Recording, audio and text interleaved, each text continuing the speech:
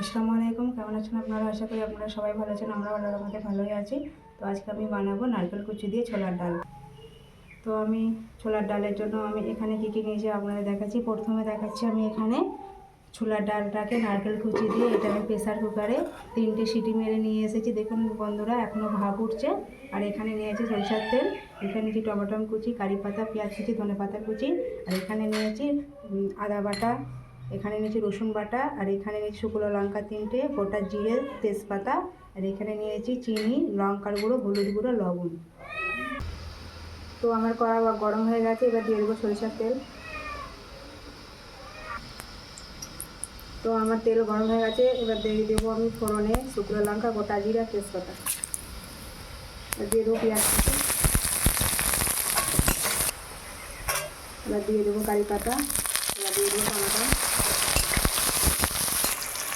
এবার দিয়ে দেবো লবণ,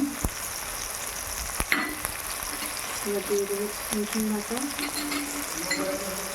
আদা বাটা,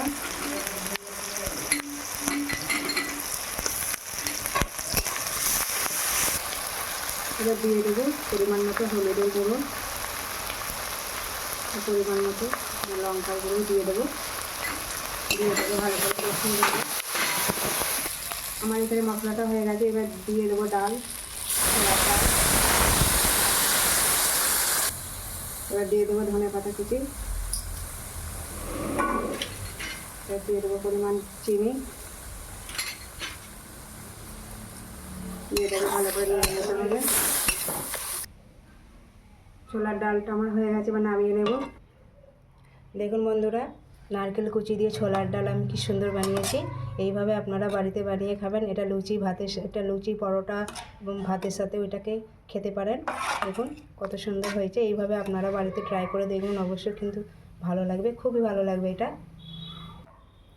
এই ছোলার ডালের রেসিপি আপনাদের কেমন লাগলো অবশ্যই লাইক, কমেন্ট, শেয়ার করবেন। আমার চ্যানেলটিকে সাবস্ক্রাইব করবেন, পাশে থাকা বেল আইকনটিতে ক্লিক করবেন।